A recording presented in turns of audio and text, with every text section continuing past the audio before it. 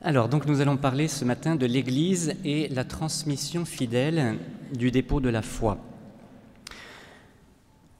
À une vingtaine de kilomètres au nord de Saint-Pierre-de-Colombier, sur le plateau ardéchois, se trouve, au pied du célèbre mont Gerbier de Jonc, la source de la Loire.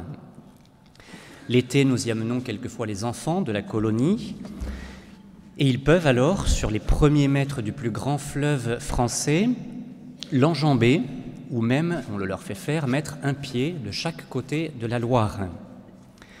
Cette expérience est particulièrement troublante pour les Nantais, qui ont quelque mal à croire que ce filet d'eau qui sort de terre est bien le fleuve qui fait leur orgueil quelques 1000 kilomètres plus loin. Et pourtant, c'est bien le même. L'image est très parlante et elle a été reprise au cours de l'histoire de l'Église pour exprimer ce qu'est la tradition. Père Bernard a cité hier les audiences de Benoît XVI qui parlaient de la tradition. Je vous redis ces quelques mots de Benoît XVI. La tradition n'est pas une transmission de choses ou de paroles, une collection de choses mortes. La tradition est le fleuve vivant qui nous relie aux origines, le fleuve vivant dans lequel les origines sont toujours présentes, le grand fleuve qui nous conduit aux portes de l'éternité. Et étant ainsi dans ce fleuve vivant, se réalise toujours à nouveau la parole du Seigneur, et moi, je suis avec vous tous les jours jusqu'à la fin des temps. De même qu'entre le Gerbier de Jonc et l'estuaire de la Loire, il n'y a pas de discontinuité, mais des apports réguliers d'affluents. De même, la tradition de l'Église demeure fidèle au dépôt de la foi des origines, tout en étant ouverte au développement que l'Esprit Saint suscite à chaque époque et sans cesse, en continuité avec les origines, selon la parole de Jésus, l'Esprit Saint vous conduira dans la vérité tout entière.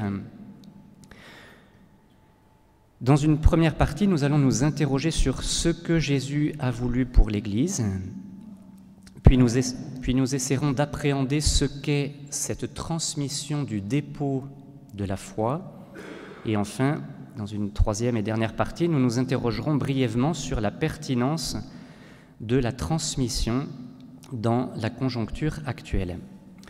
Alors, premier point, qu'a voulu Jésus pour son Église ?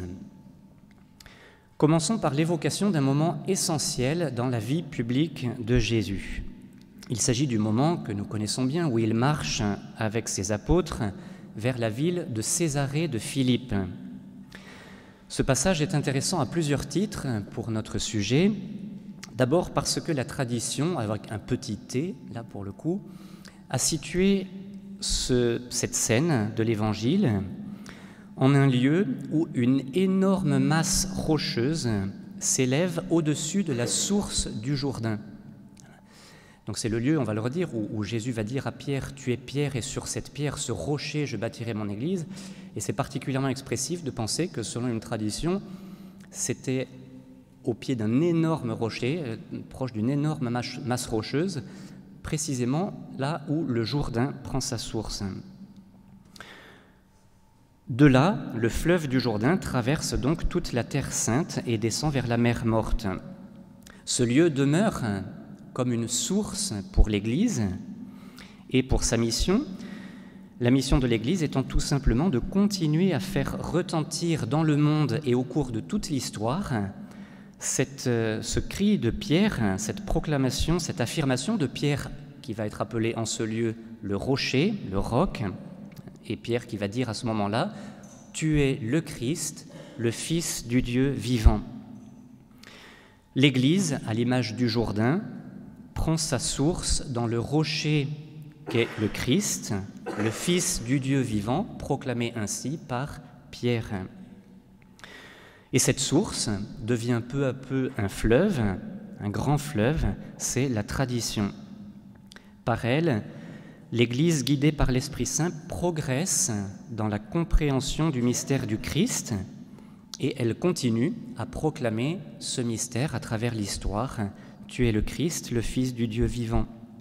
Mais elle ne peut le faire que à partir de la source et sans rupture avec la source. Ainsi, la tradition est cette continuité dans le développement de la vie de l'Église. Notre Père fondateur parlait beaucoup de la tradition de l'Église et il rappelait souvent qu'elle comporte ces deux dimensions nécessaires. D'une part, elle ne peut pas se couper de la source, elle ne peut pas connaître de rupture, et d'autre part, elle est vivante, comme un fleuve, et elle grandit. Elle n'est pas sclérosée, elle continue à se développer.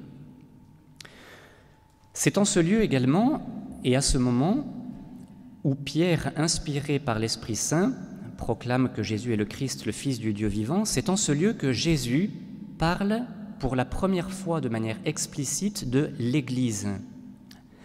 Tu es Pierre, et sur cette pierre, je bâtirai mon Église. Joseph Ratzinger a plusieurs fois souligné que Jésus parle de son Église. Je bâtirai mon Église.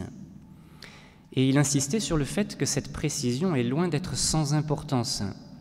Il relève en effet, je le cite, que l'Église n'est pas notre Église dont nous pourrions disposer à notre gré, mais elle est plutôt son Église. Tout ce qui n'est que notre Église n'est pas l'Église au sens profond du mot. Cela relève de son aspect humain, par conséquent accessoire et transitoire. Dans la liturgie de la messe, la traduction du missel qui a été refaite il y a 1 an et demi, 2 ans maintenant, est infiniment meilleure que la précédente.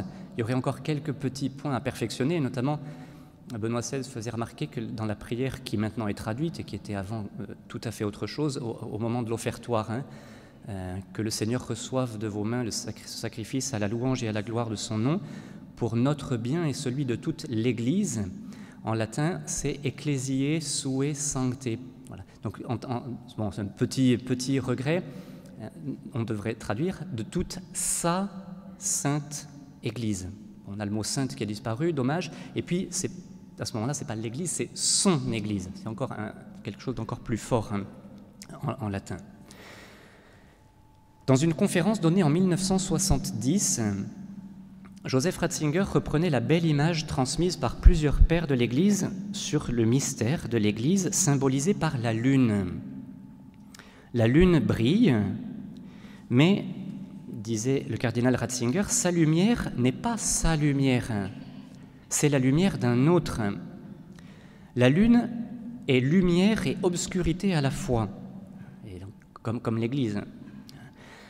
Elle-même, en elle-même, n'est qu'obscurité, mais elle dispense une clarté qui lui vient d'un autre, dont la lumière se propage par son intermédiaire. C'est exactement en cela que la lune représente l'Église, qui illumine, bien qu'elle ne soit elle-même qu'obscurité. Elle ne puise pas la lumière en elle-même, elle la reçoit du véritable soleil, le Christ, si bien qu'elle peut, bien qu'elle ne soit elle-même qu'un amas de pierre, comme la lune, qui n'est aussi qu'une autre terre, elle peut éclairer les ténèbres dans lesquelles nous vivons de par notre éloignement de Dieu. La lune, dit saint Ambroise, nous raconte le mystère du Christ. Ainsi, l'Église est bien son Église et non la nôtre, car l'Église n'est pas une institution dont nous pourrions modifier les statuts, en l'occurrence la foi, la morale.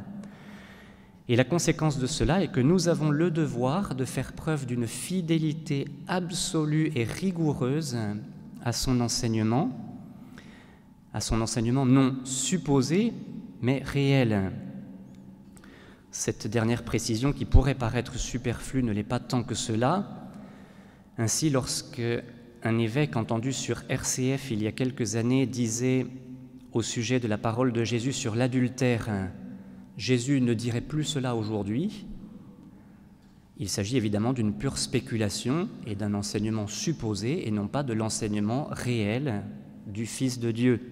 Et on s'écarte par là de la foi reçue, de la foi de l'Église reçue par le témoignage des évangélistes.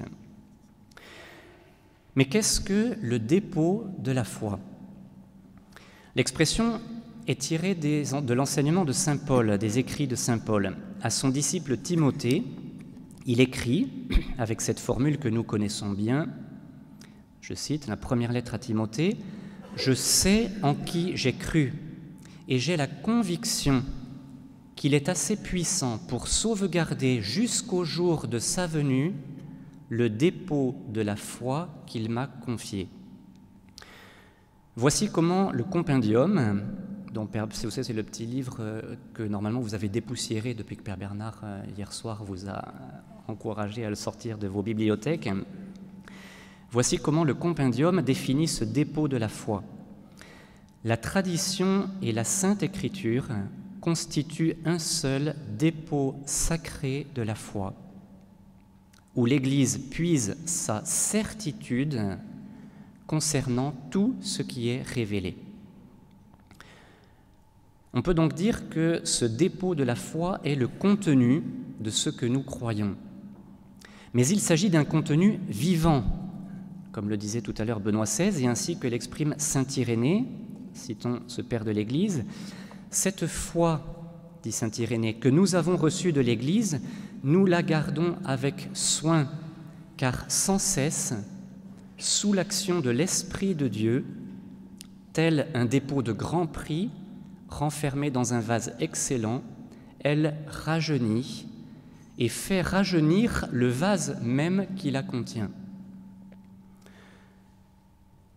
Soulignons que la hiérarchie de l'Église a pour mission particulière de veiller sur ce dépôt sacré. C'est ainsi qu'il est demandé dans les questions au cours de la liturgie de l'ordination diaconale, parmi les questions qui sont posées, « Voulez-vous, comme dit l'apôtre, garder le mystère de la foi dans une conscience pure et proclamer cette foi par la parole et par vos actes, fidèles à l'Évangile et à la tradition de l'Église ?» Et on répond « Oui, je le veux ». Et dans le rite de l'ordination épiscopale, « Voulez-vous garder dans sa pureté et son intégrité le dépôt de la foi selon la tradition reçue des apôtres qui a toujours et partout été tenue dans l'Église ?» Ces questions sont magnifiques. Il s'agit donc de garder, ou pour prendre un terme encore plus clair, de conserver dans l'Église ce que Jésus a voulu pour son Église. L'enjeu est fort, il s'agit de la fidélité, celle demandée par Jésus aux intendants. C'est ce que nous allons approfondir dans notre deuxième partie, qu'on a intitulée, comme on l'a entendu hier, Père Bernard en a parlé, « Je vous ai transmis ce que j'ai moi-même reçu ». Cette expression est utilisée à 2 reprises par saint Paul dans la première lettre aux Corinthiens. La première fois, il l'utilise au sujet de l'Eucharistie, au chapitre 11. Voilà ce qu'il écrit aux Corinthiens. « J'ai moi-même reçu ce qui vient du Seigneur et je vous l'ai transmis. La nuit où il était livré, le Seigneur prit du pain. » Puis il raconte comment s'est passée l'institution de l'Eucharistie. Et puis ensuite, au chapitre 15, au sujet de la résurrection du Seigneur. Donc l'Eucharistie et la résurrection, deux des mystères essentiels, centraux de la foi. Saint Paul dit ceci, « Je vous ai transmis ceci que j'ai moi-même reçu. Le Christ est mort pour nos péchés, conformément aux Écritures, et il fut mis au tombeau. Il est ressuscité le 3e jour, conformément aux Écritures. Il est apparu à Pierre, puis aux 12. » Ces expressions de saint Paul montrent que l'apôtre lui-même n'a aucune prise sur les mystères dont il parle. Il les transmet tels qu'il les a reçus. Et même, il va plus loin, il affirme que le salut est lié à la fidélité. Je le cite, chapitre 15, de la première aux Corinthiens. « Je vous rappelle la bonne nouvelle que je vous ai annoncée. Cet évangile, vous l'avez reçu, c'est en lui que vous tenez bon, c'est par lui que vous serez sauvés si vous le gardez tel que je vous l'ai annoncé. Sinon, c'est pour rien que vous êtes devenus croyants. » C'est très impressionnant. Hein ? Vous serez sauvés par cet évangile si vous le gardez tel que je vous l'ai annoncé. Sinon, c'est pour rien que vous êtes devenus croyants. Les mots sont très incisifs. L'apôtre, comme aujourd'hui le prêtre, l'évêque, le pape même, l'apôtre n'est qu'un intendant et n'est en aucun cas propriétaire du message qu'il doit transmettre fidèlement. Aussi, en cette seconde partie, devons-nous nous demander comment transmettre ce dépôt en y demeurant fidèle.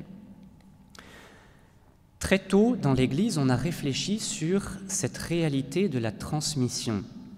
Un saint l'a formalisé de manière célèbre et particulièrement précise. Il s'agit de saint Vincent de Lérins. Voici un passage d'un célèbre texte qu'il a écrit vers l'année 434 et qui s'appelle le Commonitorium. Je le cite un tout petit peu longuement. Voilà ce qu'il se demande, donc au 5e siècle.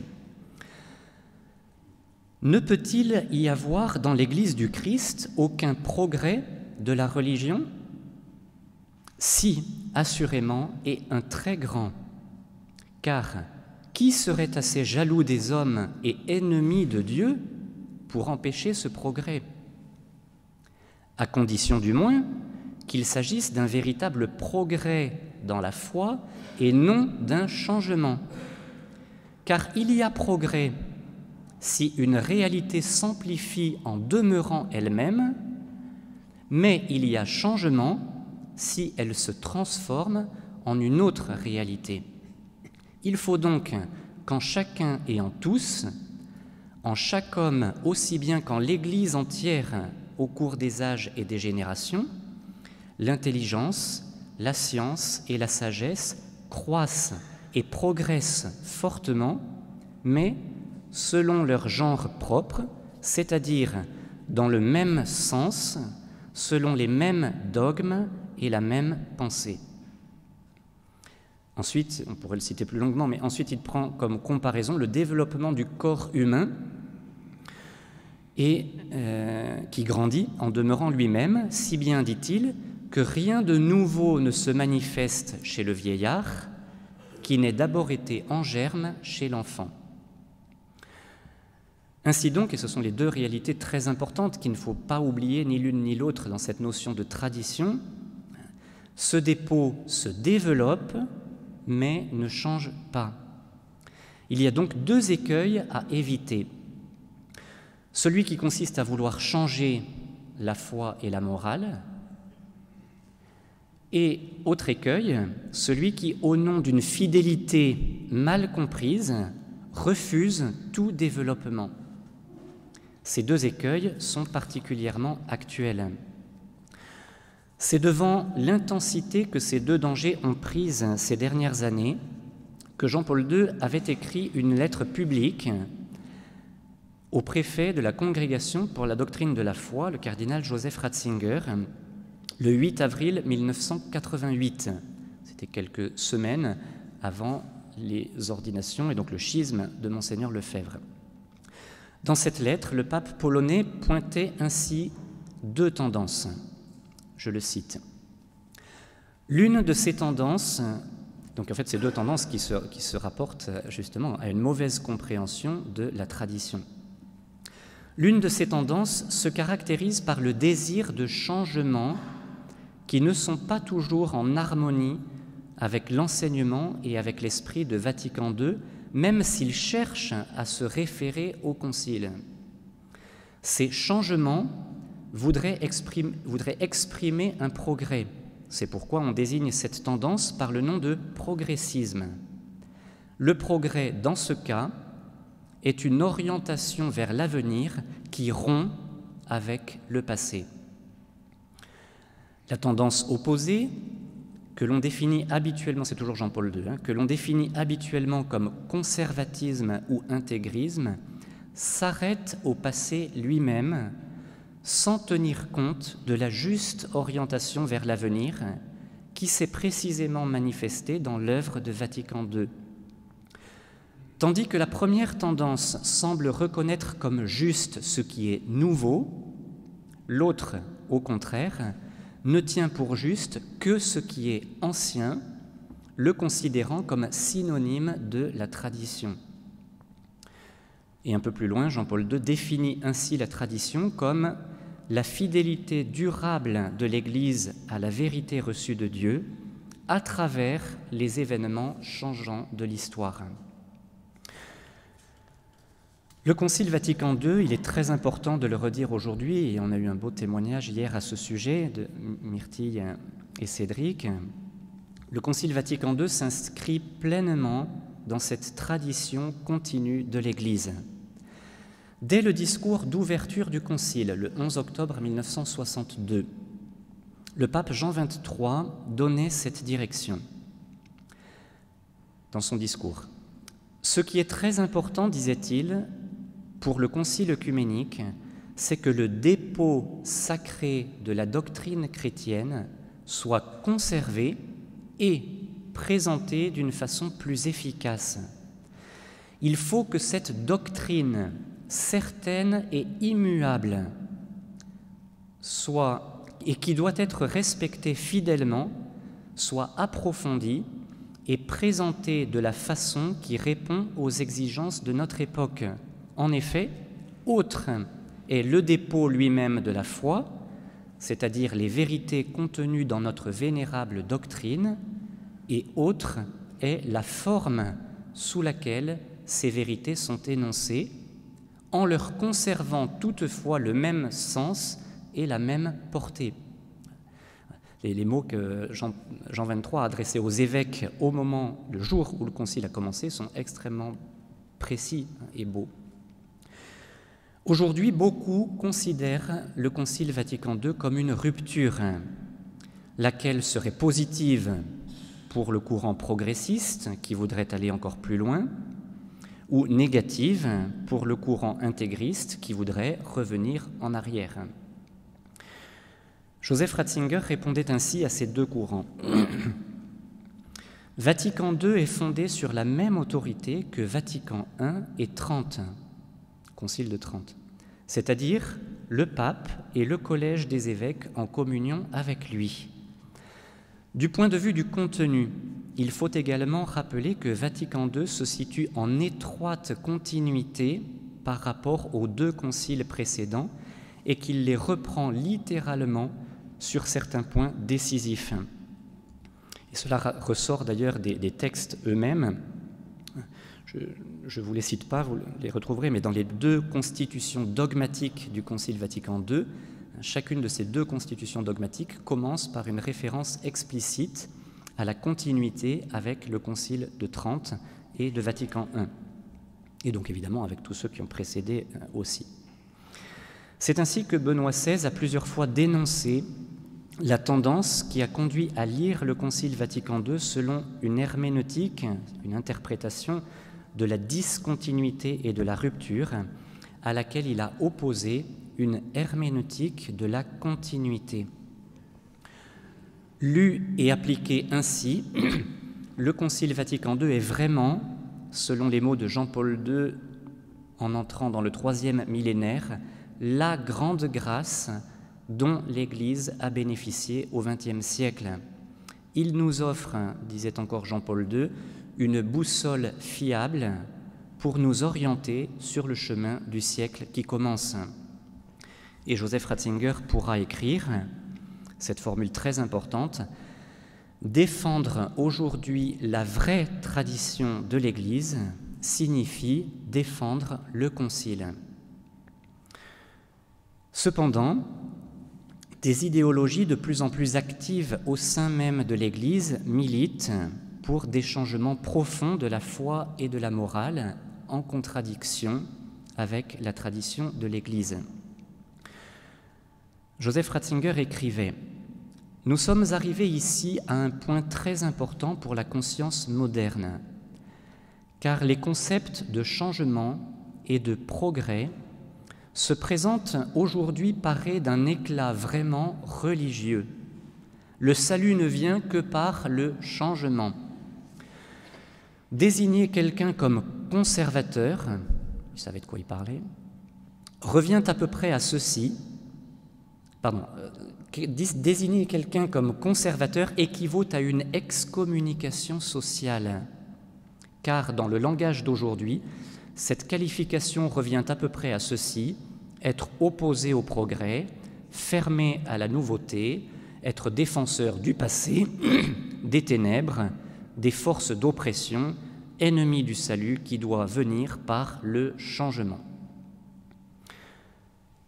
C'est ainsi qu'en 2009, le cardinal Martini, qui est mort depuis, écrivait « J'ai toujours vu quelque chose de positif dans la recherche de ce qui est nouveau, dans la volonté d'introduire du changement. » Nous avons évoqué ici même, en février dernier, au cours du forum, ce danger, en parlant du risque d'une Église ouverte aux idéologies du monde, notamment à travers le chemin synodal allemand. On peut observer de plus en plus une référence fréquente et unilatérale au changement, à la nouveauté, à la créativité. Cette idéologie du changement, qui est inspirée du monde contemporain, imprègne largement les membres de l'Église. Je vous raconte ici une petite anecdote pour illustrer ce point. À la fin c'était il y a déjà quelques années, c'est peut-être une des dernières fois que notre père fondateur avait présidé des vœux perpétuels. Et à la fin d'une célébration des vœux perpétuels, Mère Madeleine avait croisé deux religieuses qui étaient gentiment venues aux vœux. Et notre père fondateur avait parlé pendant l'homélie d'une manière très belle de l'obéissance, du vœu religieux d'obéissance. Et les deux religieuses ont croisé Mère Madeleine et elles ont dit « Ah bah c'était très beau, etc. Mais par contre, votre conception de l'obéissance, là, comme en a parlé votre père, elle a 50 ans, hein ?» Et Mère Madeleine, avec la vivacité et l'à-propos qui la caractérisait, a répondu « Oh non, non, pas 50 ans, plus de 1500 ans, ça date de Saint-Benoît. » Voilà, un peu deux mondes. C'est ainsi que s'est répandue aujourd'hui l'expression « changement de paradigme ». Il serait trop long d'étudier ici les soubassements philosophiques et théologiques de cette expression, et d'ailleurs je serais bien embêté pour le faire. Nous citerons seulement le cardinal Gerhard Ludwig Müller, ancien préfet de la Congrégation pour la doctrine de la foi. Voilà ce qu'il écrivait. C'est en 1962 que le philosophe américain Thomas Kuhn a introduit la notion controversée mais influente de changement de paradigme dans le débat interne à la philosophie des sciences, où l'expression a été employée dans un sens précis et technique. Hors de ce contexte, toutefois, son acception s'est élargie et renvoie désormais dans l'usage ordinaire à toute espèce de changement fondamental dans les formes théoriques de pensée et de comportement social. Or, Jésus-Christ, c'est une citation de la lettre aux Hébreux, Jésus-Christ est le même hier et aujourd'hui et pour les siècles. Voilà quel est notre paradigme, et nous ne l'échangerons contre aucun autre, car, et il cite encore la première aux Corinthiens, de fondement, nul n'en peut poser d'autre que celui qui s'y trouve, c'est-à-dire Jésus-Christ. Troisième partie, transmettre aujourd'hui. Dans ce contexte, est-il encore possible de transmettre aujourd'hui? Est-ce même souhaitable? Il ne fait de doute pour personne que la transmission est aujourd'hui en crise. Dans son livre « Les déshérités ou l'urgence de transmettre », François-Xavier Bellamy raconte qu'un inspecteur général avait répété à plusieurs reprises à des professeurs en formation « Vous n'avez rien à transmettre », à des professeurs en formation. Et le philosophe décrit ainsi la pensée qui est très diffuse actuellement. La transmission, nous dit notre inconscient collectif est une aliénation parce qu'elle ôte à l'enfant la possibilité de construire tout seul ses propres références, de faire ses choix, d'adopter individuellement ses valeurs. La transmission est une aliénation. Cette crise de la transmission, expression d'une volonté plus ou moins consciente de rupture, a considérablement influencé la catéchèse, qui est pourtant par excellence le lieu de la transmission. En bien des lieux, la catéchèse s'est inspirée des pires conceptions pédagogiques de l'éducation nationale. Il ne fallait plus transmettre, il ne fallait plus que l'enfant apprenne, mais seulement qu'il découvre lui-même par l'expérience. Ce qui a évidemment abouti aux résultats que l'on sait, que ce soit en mathématiques, en grammaire ou en catéchèse. À titre d'exemple, mentionnons ici la revue Point de repère, revue adressée aux catéchistes et aux familles des enfants catéchisés.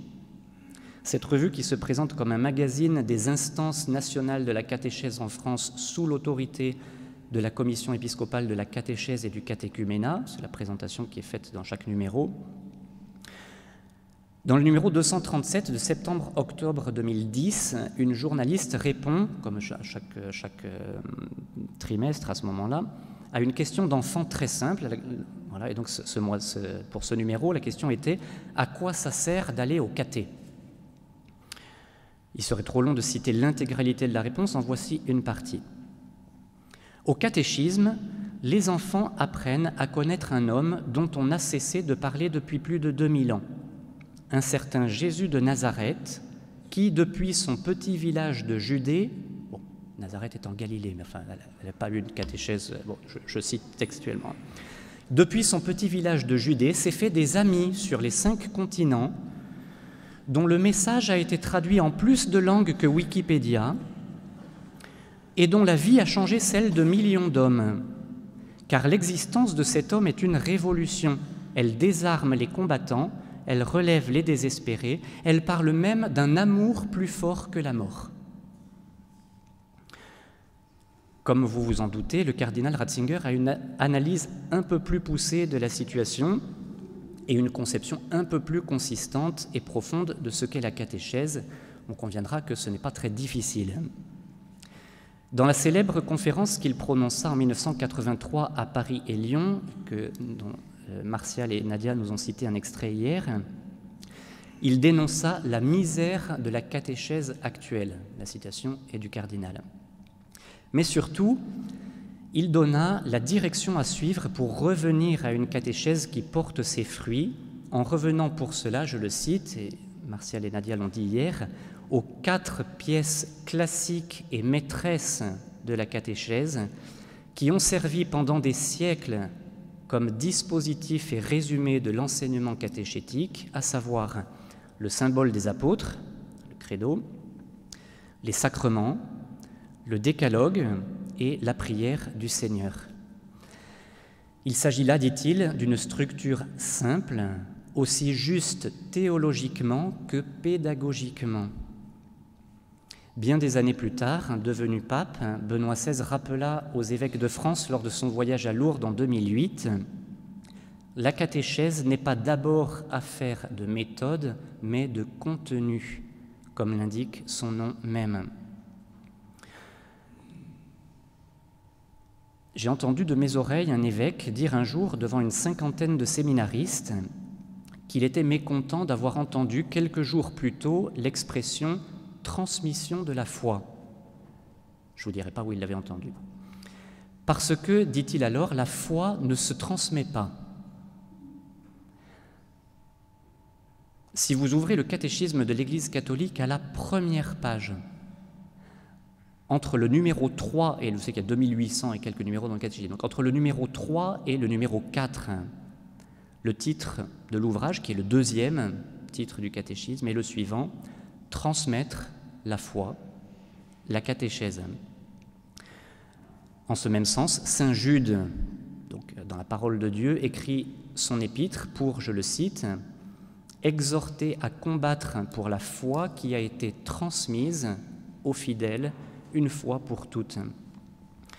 En 2012, à l'occasion du consistoire où il allait être créé cardinal par Benoît XVI, l'archevêque de New York, qui est toujours l'actuel, Monseigneur Dolan, avait exprimé sa préoccupation devant l'analphabétisme catéchétique. Il ajoutait « Le sécularisme a parfois étouffé la semence de la foi, mais cela a été possible parce que de nombreux croyants n'avaient pas la moindre idée de la sagesse, de la beauté et de la cohérence de la vérité. » C'est toujours lui qui parle. Son éminence, le cardinal Georges Pell, a observé que ce n'est pas tant que les personnes aient perdu la foi, mais qu'elles ne l'avaient pas dès le début, et que même si elles l'avaient, celle-ci était si insignifiante qu'elle pouvait facilement être arrachée. Quelques jours après ce discours, Benoît XVI reprit ces termes en s'adressant au clergé de Rome qu'il rencontrait chaque année. Voici ce qu'il leur dit. « Un grand problème de l'Église actuelle est le manque de connaissance de la foi et l'analphabétisme religieux, comme l'ont dit les cardinaux vendredi dernier à propos de cette réalité. Analphabétisme religieux. Et avec cet analphabétisme, nous ne pouvons pas croître. L'unité ne peut pas croître. C'est pourquoi nous devons nous-mêmes nous approprier de nouveau ce contenu comme richesse de l'unité, et non seulement comme un ensemble de dogmes et de commandements, mais comme une réalité unique qui se révèle dans sa profondeur et sa beauté.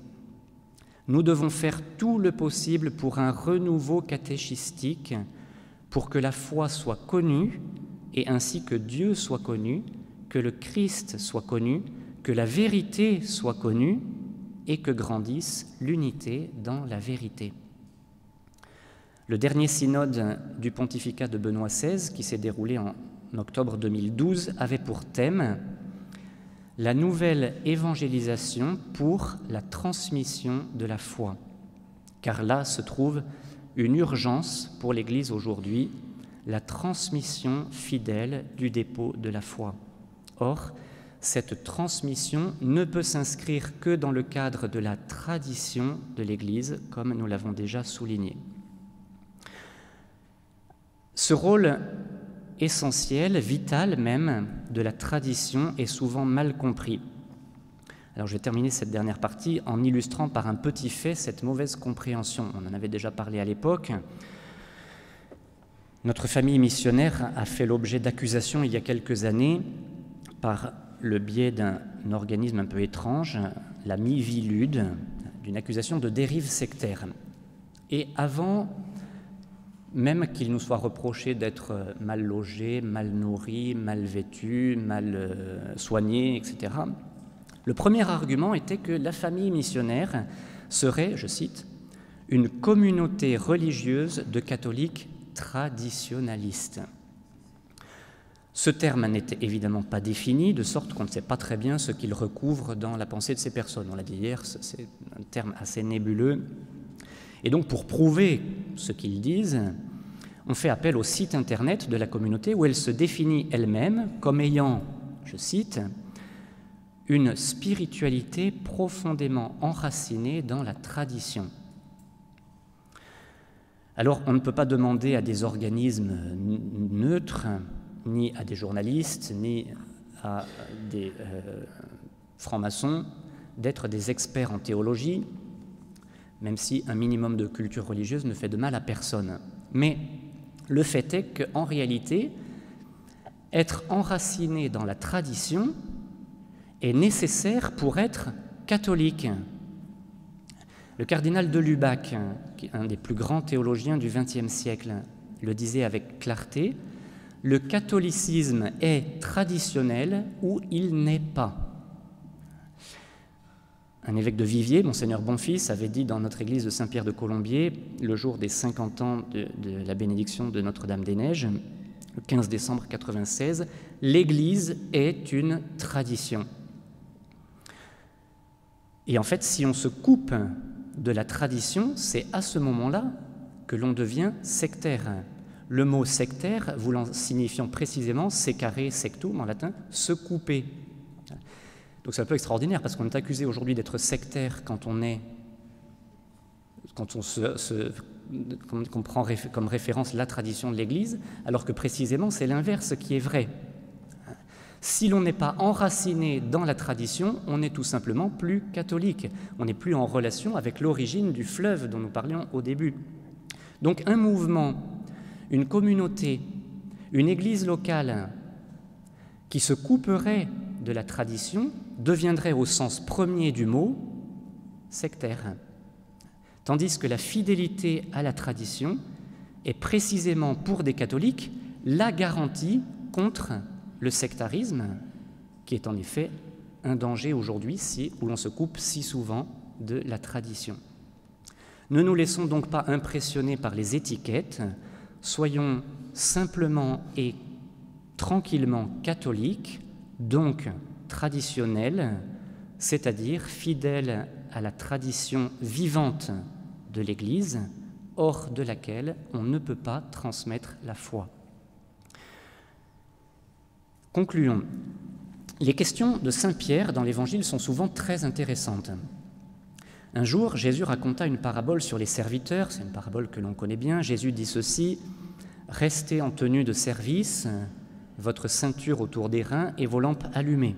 Soyez comme des gens qui attendent leur maître à son retour des noces pour lui ouvrir dès qu'il arrivera et frappera à la porte. Heureux ces serviteurs que le maître, en arrivant, trouvera en train de veiller. » C'est dans l'Évangile de saint Luc au chapitre 12. Alors Pierre, qui est souvent le seul à oser poser les questions, demande à Jésus: « Seigneur, est-ce pour nous que tu dis cette parabole ou bien pour tout le monde ?» Bonne question. Jésus répond, comme souvent d'ailleurs, de manière un peu énigmatique. Alors voilà la réponse de Jésus. Plutôt que de dire pour vous ou pour les autres, il répond: « Que dire de l'intendant fidèle et sensé à qui le maître confiera la charge de son personnel pour distribuer en temps voulu la ration de nourriture. Heureux ce serviteur que son maître en arrivant trouvera en train d'agir ainsi. Vraiment, je vous le déclare, il l'établira sur tous ses biens. » Et Jésus achève ainsi sa réponse: « À qui l'on a beaucoup donné, on demandera beaucoup. À qui l'on a beaucoup confié, on réclamera davantage. » Ainsi, la réponse de Jésus est quand même assez claire. À qui la parabole s'adresse à tous, mais elle s'adresse d'une manière plus directe à ceux qui ont une responsabilité plus grande, ceux à qui il a confié, comme il le dit dans la parabole, la charge de son personnel pour distribuer ses biens. Il s'agit de la responsabilité qu'ont les prêtres, les évêques, les cardinaux, le pape, de distribuer les biens du maître, de transmettre ses volontés aux autres serviteurs, en agissant, comme le dit Jésus, en intendant fidèle et non en propriétaire. C'est ce qu'ont fait les apôtres. Je vous ai transmis ce que j'ai moi-même reçu. Il est certainement inutile d'insister sur le fait qu'aujourd'hui, un danger très pressant guette les membres ordonnés de l'Église, parfois même à un haut niveau, de se comporter en propriétaire du dépôt.